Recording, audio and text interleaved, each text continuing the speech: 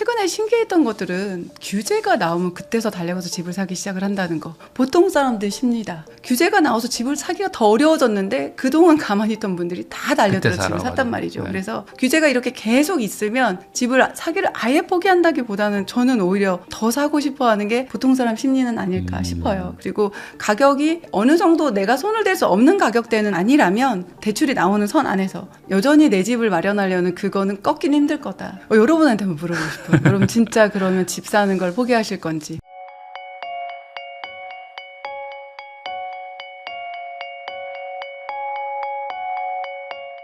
진화이스님하고 이야기 나누고 있는데요. 그러면 이제 아까 장특공 얘기를 잠깐 했지만 어쨌든 네. 지금 또 이슈가 그거라서 네. 추가로 좀 여쭤보면은 이 장기 보유 특별 공제 네. 이게 없어지는 게 모든 집에 영향을 주는 건 아니잖아요. 그렇죠. 대략적인 네. 어떤 금액대나 어디서부터는 좀 영향을 많이 받는다 이런 거 좀 설명 먼저 해주시면 좋을 것 같습니다.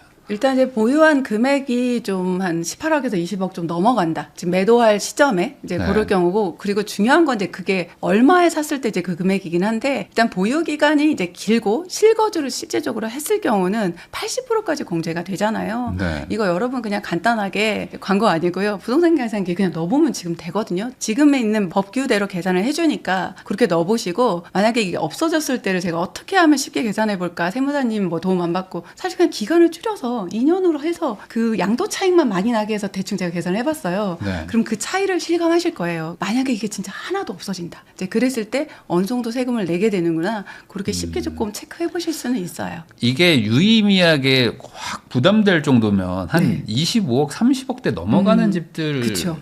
되는 거 아니에요? 맞습니다. 현실적으로. 네. 막 그리고 15억, 16억짜리들로는 쉽지 않은데. 그걸 또 오래 보유했을 때 네. 잠깐 보유하고 또 상승 25억인데 내가 20억에 사서 한 5억 올랐는데 뭐 2년밖에 보유 안 의미 했어. 없죠, 별로 어차피. 의미가 없거든요. 그래서 네. 그냥 겁먹지 마시고 제가 말씀드리던 대로 한번 계산해 보시거나 실질적으로 좀 보유한 기간이 길고 유의미하게 올라졌다 하시는 분들은 저는 그냥 세무상담 좀 한번 받으셨으면 좋겠어요. 구체적으로 지금 차라리 우리 업그레이드라고 하죠. 처음에 매수 원가를 리세팅하는 거거든요. 제가 사실 요거 강의할 때 되게 쉽게 말할 때 옆집으로 이사하기라고 해요. 내가 아이들 학교 때문에 이사 못 간다니까 여기 살아야 돼. 그런 경우는 같은 병수로 혹시 대출이나 이런 자금 계산 해보셔서 이사하시면서 같은 비슷한 금액대로 내가 이사를 할 수 있고 매수할 수 있다 했을 때 원가를 내가 10억에 샀는데 25억이 된 것과 그냥 지금 25억으로 매수 원가를 재세팅을 할 수가 있어요. 요거를 어떤 분들은 취득세 한 번 내고 한 번 더 내고 그게 뭐 하는 짓이냐는데 실질적으로 양도세 계산해 보시면 그렇지 않다는 거. 게다가 지금 어떤 시점이에요? 이 장기 보유 특별공제 80%가 완전히 날아갈 수도 있다. 네. 이건 뭐 50%로 줄인다, 40%로 줄인다 하더니 와, 굉장히 세게 나오시는데 저는 조금 중간쯤으로 가면서 점차 없앨 것 같아요. 그러니까 그걸 한번 지금쯤 계산해 보시면 좋을 것 같습니다. 네. 장특공이 어쨌든 만약에 이제 사라지는 분위기로 간다 그러면 네. 사실상 이제 아무리 뭐 취득세를 내면서 이렇게 네. 왔다 갔다 한다고 해도 사실 실익이 없어지기 때문에 이제 없어질 때 가지고 있는 집이 거의 마지막 집이 되지 않을까라는 생각도 막 들어요. 이제 이동이 진짜 어려워질 것 같은데요. 만약에 지금 이제 얘기가 나와서 지금 이동을 하시는 거가 아니고 그냥 계속 가지고 계시다 보면은 진짜 이동을 못하는 상황이 될 수 있을 것 같아요. 네. 지금 집을 팔면 양도소득세를 내고 나서 같은 단지 내에 작은 평수도 살 수 없는 상태가 되면 그냥 포기하고 이제 주저앉는 거죠. 근데 네. 그러기도 쉽지 않은 게 이제 보유세까지 소요되니까 그러니까 종부세를 그래서 인상을 하겠다는 네네. 것도 같이 나왔단 네, 말이에요. 맞습니다. 그러면은 딱 유일하게 지금 얘기가 안 나오는 거는 실거주자 1주택자. 그러니까 실거주 1주택자만 조금 네. 봐주고 나머지는 뭐 하여간 뭐 가만두지 않겠다는 분위기인데 네. 그러면 다들 다 이제 실거주로 막 다 들어갈 거 아니에요. 어떻게든 네네네. 뭐 집을 팔 수도 없고 네. 막 이런 상황에서 그러면은 이제 전세는 또 어떻게 되냐 뭐 이런 것도 좀 걱정이고 맞습니다. 지금 이 정책의 어쨌든 유일한 뭐 수혜 아닌 수혜자는 하여간 한 채 사서 실거주하라. 이거라고 동의하세요?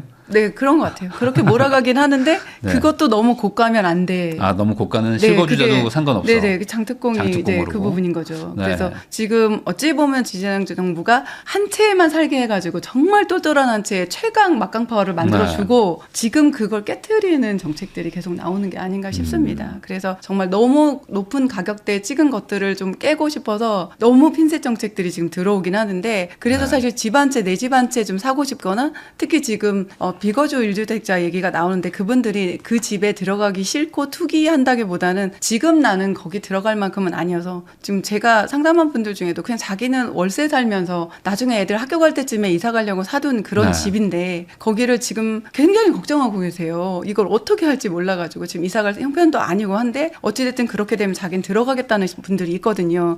그러면 결국은 특히 뭐 대치 같은 데든지 이런 곳에 전세값 싸가지고 거기서 아이들 공부시키던 실제 그냥 전세 사시던 분들이 쫓겨나고 거기에 다시 전세를 들어가는 거죠. 이런 부분에 대해서는 그럼 또 전세가 하나 나오는 게 아니냐 이렇게 또 생각하시지만 사실 다시 나오는 전세는 좀 선호도가 높은 전세나 월세가 아니거든요. 1280 사면서 그냥 몸테크하는 지금 30대들이 꽤 있어요. 이제 그런 뭐 분들이 아기가 어리거나 없어서 어리거나 아직 없거나 나중에 들어간다고 하는 분들. 그럼에도 불구하고 이제 아이 계획을 세우면서 여기서 몇 년 더 버텨가지고 자기가 사놓은 집에 아이 학교 갈 때쯤 들어가고 싶다. 이제 그런 수요들이 지금 되게 고민이 많을 거예요. 입주를 해야 되느냐 아니냐. 그래서 이 부분에 대해서는 좀 정책 나오는 데 따라 굉장히 민감하게 지금 반응들을 하고 있습니다. 그래가지고 이게 오히려 이제 한쪽 편에서는 이게 네. 되게 좋은 정책이라고 말하시는 분들도 있는데 그분들도 사실 전세 월세 난을 어떻게 해결할 거냐에 대한 답은 없어요. 맞습니다. 그러니까 이게 이 세상에는 지금 다 뭐 실거주자만 있는 것도 아니고 한 네. 50%의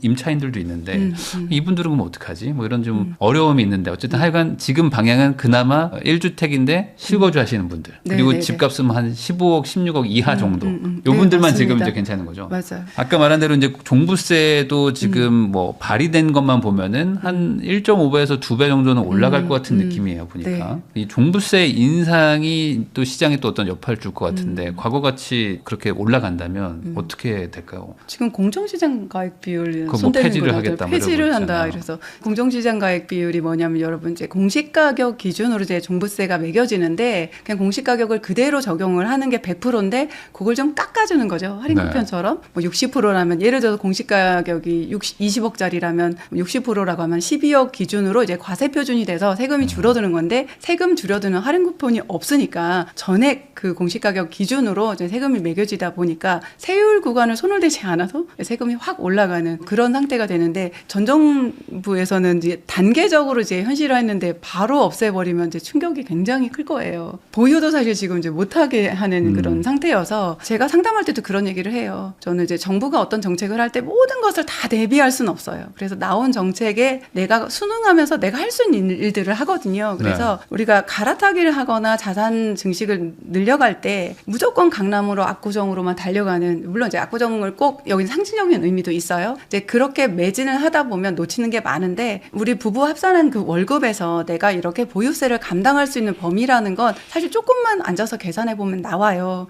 그 금액대를 조금 계산을 해보고 내가 갈 수 있는 나만의 압구정은 어디까지다.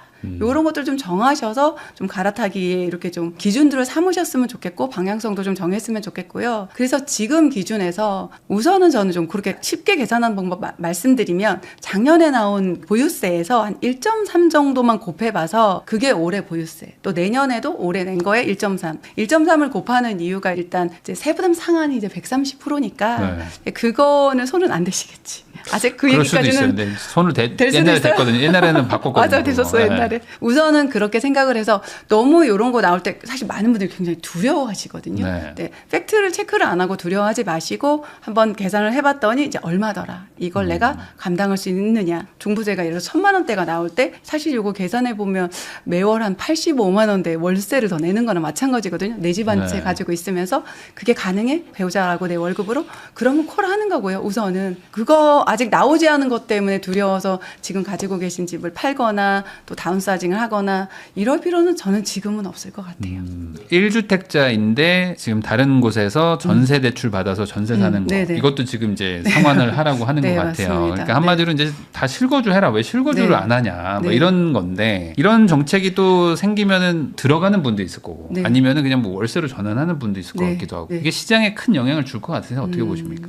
많은 분들이 이제 그게 단순히 내가 지금 돈이 없어서 못 들어가는 것도 있지만 그 월세를 대부분은 직장 근처에 좀 없거든요. 월세가 됐든 네. 전세대출 받은 그 거주지를 전혀 상관없고 집값에 맞춰서 가는 분도 있겠지만 대부분은 이제 직장 근처에다 해놓고 원하는 곳에 매수를 해놓은 상태라서 그거 하나 때문에 바로 들어가는 수요가 많지는 않을 것 같아요. 제가 볼 때는 자기가 있는 전세대출을 이제 상환을 하거나 이제 금액에 따라 다르겠죠. 아니면 상환이 어려우면 이제 월세로 이제 이사를 하거나 예. 대부분 이제 자기가 계획한 기간들이 있잖아요. 그 기간 안에는 그 전세를 빼주고 들어가긴 어렵다. 이제 젊은 세대들이 그러거든요. 이렇게 말을 해요. 나는 그 집을 깔고 살 수는 없다. 지금은 네, 몇 년을 위해서 지금 노력하고 준비하는 거다. 바로 들어가기 어려운 그런 부류들이 더 많을 것 같아요. 근데 지금 그런 분들이 지금 그 집 자체가 전세 살던 거를 뭐 월세로 주인이 바꿔주면 이사 안 가고 살 텐데 네네. 보통 전세 주는 분들은 전세 주고 뭐 월세 주는 분들은 월세 주는 뭐 그런 성향이 많잖아요. 맞아요. 결국에 있어요. 이동을 또 해야 되는데 이동할 집이 또 없잖아요. 지금 전월세가 그쵸, 없으니까. 맞아요. 그런 어려움도 그럼 있어요. 어떻게 하냐 이거죠. 지금. 그렇죠. 어렵기는 한데 근데 최근에 나타나는 조금 네. 현상이 있어요. 예전하고 좀 많이 달라요. 아파트로 이제 월세 수입 내는 거는 다주택이 쉽게 됐었던 때 뭐 지방에 저가 아파트 사가지고 월세 수입 이렇게 하고 이랬는데 요즘에는 그냥 처음부터 신축 아파트인데도 그때 아니면 집단 대출 받을 때 아니면 대출이 안 되니까 대출을 해놓고 월세 세팅을 하시는 분도 생각보다 많아요. 작년 6.27 이후로 그걸 전세로 세팅하는 순간 아시죠 여러분? 1억밖에 대출이 나중에 안 나온단 말이죠. 그러면 이 퇴거를 시킬 수 있는 방법이 없어요. 그때 대출을 일으킬 수도 없잖아요. 그래서 아예 대출을 일으켜 놓고 예, 월세로 세팅을 하고 신축도 이렇게 해서 혹시 여러분이 무조건 전체적인 흐름을 보고 그냥 포기하거나 안 된다 생각하지 마시고 투자 상품 중에서 부동산만큼 사람 관계가 중요하고 이게 일을 잘 풀어가기도 하고 이것 때문에 일을 막기도 하거든요. 그래서 여러분이 지금 어디에 이쁜 애 하나 사서 전세 세팅해놓고 혹시 전세대출로 살고 계실 때 그거를 안 된다고 먼저 생각하지 마시고 그 임대인하고 먼저 얘기를 한번 해보세요. 월세로 이제 대출이 이제 되는지 아니면 반전세도 있어요. 네. 이런 것들을 먼저 한번 논의해 보시면 참 좋을 것 같아요. 그러니까 제가 뭐 한 1억 갚을 테니까 네네, 그거만큼 그렇죠. 뭐 월세로 한 40만 네네네네. 50만 원 전환하면 안 되겠냐면 네. 얘기를 해보는 거죠. 예, 그렇죠. 네. 사실 좀 그렇게 외곽지에 조금 저렴한 전세는요. 그렇게 월세가 들어오는 걸 선호하시는 분들도 꽤 있어요. 근데 아까 말씀하신 대로 요즘에는 그 소위 말하는 이제 생으로 그냥 다 올 전세 주는 거를 이제 임대인들도 조금 부담스러워하는 게 한번 역전세 뭐 이런 거 한번 네, 맞아 보니까 맞습니다. 너무 불안한 거죠. 뭐 10몇 억을 이렇게 내가 쥐고 있다가 네네. 빠지면 뭐 몇 억을 맞아요. 돌려줘야 되니까 아 그냥 그럴 거면 월세 주자. 제가 아는 분도 월세를 맞췄는데 결국에는 손해거든요. 한 달에 2, 30만 원이 계속 적자예요. 네네. 그래도 속 편하다고. 어차피 뭐 월세 나가봐야 뭐 보증금 1억이니까 그렇죠. 언제든지 맞습니다. 빼줄 수 있다고 예, 생각해서 맞아요. 유동성이 엄청 편해지고 그냥 이동성도 편안해지고 그렇게 하시는 예. 분들도 있어요. 근데 이래나 저래나 전세가 월세로 전환되면은 하여간 주거비 자체는 올라가는 거잖아요. 아 맞습니다. 임차인들한테 뭐 좋은 상황은 아닌 것 같기는 한데 이렇게 좀 지금 정부가 강경하게 나오고 있는 대책들이 예고되는 게 실제로 현실화가 바로 될까요? 어떻게 보세요? 이게 꽤 시장을 엄청 많이 바꾸니까. 요 지금 최근에 이제 올라온 것들이 얼마나 한꺼번에 네. 아니면 뭐 차례대로 되느냐에 따라 시장이 이제 반응을 할 건데 요즘은 저도 시장 반응을 그렇게 쉽게 읽기는 어려워요. 예측이 무의미한 것 같기도 하고. 그렇기도 하고 네. 예. 네. 예전에보다 학습 효과가 굉장히 빨리 발휘를 하거든요. 지난해 9월에 나왔던 그 공급 대책 때 네. 사실 공급 없는 공급 대책보다 더 무서웠던 게 뭐냐면 그래서 앞으로 토호제를 하려고 해. 이 뉘앙스 하나 보고 바로 집 사러 갔잖아요. 네. 근데 그 더러운 꼴 보고 안 사겠어. 이거는 사실 예측한 부동산 투자자들이 별로 없어요. 네. 보통은 토호제가 되면은 저 거래가 어려우니까 금매도 나올 거고 그전 이럴 거다라고 생각을 했는데 그런 허가 받기 전에 그럼 난 가서 매수를 하겠어. 그래서 지금 결과적으로 그분들이 위너가 됐잖아요. 네. 그래서 실질적으로 이렇게 핀셋 정책이 여러 개 나올 때 어떻게 반응할지를 다 예측하는 게 사실 저도 쉽지는 않더라. 예. 그러면 결국에 지금 이 모든 문제들이 뭐 하나 뭐 매매가만 누른다고 해결되는 것도 아니고 매매를 누르면 뭐 맞아요. 전월세가 튀고 뭐 전월세를 누른다고 하면 뭐 매매가 올라가고 이런 상황에서 결국에는 이제 신규 공급이 있어야 될 텐데 맞습니다. 뭐 말씀하신 97 대책도 있고 이제 129 대책이라고 또 공급 대책이 나왔지만 사실 지금 아무도 얘기 안 하거든요.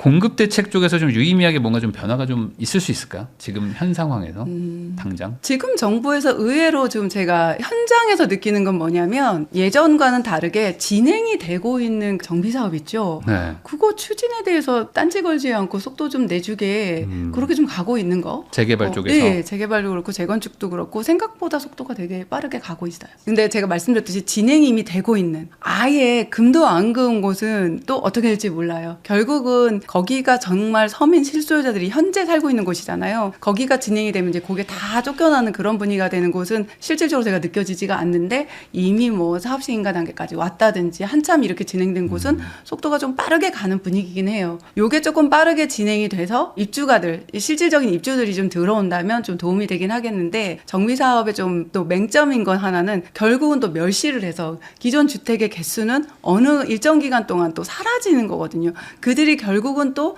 매수 수요하고 전월세 수요로 전환이 된단 말이죠. 그래서 이런 어려움들이 가중이 되고 있는 거 이제 현실이고 실질적으로 그 공급 총량 자체가 지금 너무 적어서 48,000세대 정도 필요한데 올해 17,000세대, 내년에는 11,000, 내후년에 10,000세대 정도라서 너무 부족하고 한 최근 26년 통계 기준으로 최저치예요. 네. 그래서 사실 가끔 제가 수강생들한테 그런 얘기하는 게 한 20년 투자하고 이런 적이 없는데 가끔씩 좀 마음이 서늘하게 느껴질 때 무슨 일이 일어나려고 이런 마음이 솔직히 들 때가 있어요. 그러니까 지금 사실 공급이 안 된 거는 뭐 3년 전, 4년 네, 전, 맞습니다. 5년 전에 못한 네, 거고 못한 그때 거고. 뭐 멸시를 해서 지금 재건축 재개발이 되고 있으면 곧 공급될 텐데 그것도 아니고 맞습니다. 지금부터 재개발 재건축을 한다고 해도 멸시를 되니까 오히려 수요는 더 늘어나고 그렇죠. 공급이 더 주는 네. 효과가 나고 그러니까 지금 여러모로 지금 악재에 둘러싸져 있는데 맞아요. 그렇다고 해서 안 할 수도 없는 거고 맞습니다. 그러면 지금 네. 집값 상승이 막 다 예견된다고 하는 이 와중에 어느 정도 좀 그래도 좀 상승세가 꺾이고 뭐 하락 추세 전환이라도 될 만한 시기가 앞으로 한 4, 5년? 뭐 그 안에는 좀 올까요? 아니면 그 이상도 봐야 되나? 어떻게 보세요? 그냥. 그것도 정말 어려운 얘기인데 이제 지금 제가 공급이 머릿속에 딱 없으니까. 떠오르는 게 그 3기 신도시도 이제 가능은 네. 한데 3기 신도시 사실은 지원하시는 분들도 솔직히 말할게요. 영구적으로 거기에 살 목적이 아니라 일단은 한번 분양받고 그 매도할 수 있는 게 되면은 매도하고 들어오고 싶잖아. 결론은 뭐냐면 내가 정말 살고 싶은 인서울 안에 그곳의 아파트 그 공급이 지금 없는 거잖아요. 그 점이 되게 조금 안타까운 거고 대량으로 지금 뉴타운들이 이제 만들어지고 있는데 가격대가 조금 지금은 그 말을 못 하겠어요. 근데 그 전에는 조금 어지간하면 들어갈 수 있다고 얘기했던 네. 이문희경 뉴타운이나 장유 뉴타운 지금 거의 다 완성돼서 지금 가격대가 굉장히 날아가서 누구나 이제 들어갈 수 있는 곳이 아니게 됐어요. 근데 남아 있는 곳이 뉴타운으로 이제 일반 분양 시작한 노량진 정도 있고 또 흑석 정도 이렇게 있고 네. 진짜 넘사벽인 한남 있잖아요. 성수랑. 그래서 많은 그런 어떤 입주들이 들어올 수 있는 곳이 이미 너무 비싼 곳이어서 공급적인 수치적인 의미는 좀 있을 수 있겠지만 보통 사람들 지금 12억이라고 말하기 보통 사람이라고 해야겠죠. 그런 정도의 이제 자금을 가지고 들어갈 수 있는 곳은 아니어서 좀 그런 부분은 좀 안타깝기는 해요. 근데 그럼에도 불구하고 그렇게 좀 고가권에서 신축이 생겨줘야 네, 도미노처럼 이제 이동을 네, 하는 맞아요. 거잖아요. 이동을 하죠. 누군가 맞아. 또 글로 들어가줘야 빈 공간이 나오는 맞습니다. 거고. 그래서 좀 유의미한 공급이 뭐 3기 신도시 정도인 것 네, 같긴 맞습니다. 한데 네. 거기도 뭐 빨라야 뭐 한 3, 4년 더 얘기를 하고 있으니 당분간 어떻게 하냐 이거죠. 이게 당분간. 지금 네. 잘 안 보이는 것 같아요. 네, 지금. 그 당분간 한 2, 3, 3년. 4년? 네, 아. 3, 4년. 예. 그리고 더 저는 제일 걱정되는 거는 그럼 지금이라도 인허가랑 착공을 엄청 하고 있으면 4, 5년 뒤에는 해결될 텐데 올해도 없거든요. 작년에도 없었고. 그래서 참 지금 상황이 좋지 않은데 그러면 어쨌든 지금 규제가 더 강해지는 쪽으로 가잖아요. 네. 그러면 이렇게 해가지고 집값이 잡히면 뭐 모르겠는데 과거엔 안 됐단 말이죠. 네. 그래서 이번에는 더 세게 하면 잡힐 것이다라고 얘기하기도 합니다. 뭐 개인적으로는 뭐 어떻게 보십니까? 여러분한테 한번 물어보고 싶어요. 여러분 진짜 그러면 집 사는 걸 포기하실 건지. 최근에 신기했던 것들은 규제가 나오면 그때서 달려가서 집을 사기 시작을 한다는 거. 보통 사람들 쉽니다. 일단 이걸 전제를 해볼까요? 10으로 터지자마자 사실 제가 그날 라방을 했거든요. 왜냐하면 네. 준비된 사람 중에서 토해제 전화라도 그날 제재를 사기는 조금 쉽지는 않았거든요. 근데 그럼 내 집이라도 아직 없는 분들 토제 묶이기 전에 며칠 한 4, 5일 있었잖아요. 5일 있었죠. 네네. 그 안에라도 내 집 마련을 그때 하면 좋겠다고 해서 네. 제가 그때 긴급으로 우리 멤버들한테 라방을 했어요. 근데 정말 너무 놀랍게 우리 멤버만이 아니라 규제가 나와서 집을 사기가 더 어려워졌는데 그동안 가만히 있던 분들이 다 달려들어 집을 샀단 말이죠. 네. 그래서 규제가 이렇게 계속 있으면 집을 사기를 아예 포기한다기보다는 저는 오히려 더 사고 싶어 하는 게 보통 사람 심리는 아닐까 싶어요. 그리고 가격이 어느 정도 내가 손을 댈 수 없는 가격대는 아니라면 대출이 나오는 선 안에서 여전히 내 집을 마련하려는 그거는 꺾기는 힘들 거다. 그게 꺾이려면은 가격이 꺾이는 섞이는 게 먼저야 되지 않을까 저는 싶습니다. 외부 변수에 의한 어떤 가격이 막 출렁거리거나 뭐 그런 건 것들이 가능할 수 있어요. 있지 않고서는 뭐 좀 똑같은 상황이지만 전쟁이나 뭐 이런 거 지금 아니면은 다시 지난 전쟁 났을 때도 분위기 네. 약간 싸하고 이러면 집 안 사야 되는 질문도 저 굉장히 많이 받았거든요. 네. 근데 또 금방 바뀌었잖아요 지금. 그래서 최근 전쟁도 그렇지만 우리가 러시아 우크라이나 전쟁 이후로 건축원가 올라가면서 굉장히 힘든 것들을 지켜봐 왔잖아요. 네. 그래서 그것 때문에 이런 외부 변수 정말 강력한 외부 변수가 있으면 그럴 수는 있어요. 그건 또 예측이 불가능하기 예측 불가하죠. 때문에 네, 지금 맞습니다. 상황이 뭐 좋지는 않다 정도로 네. 정리하면 될 것 같습니다.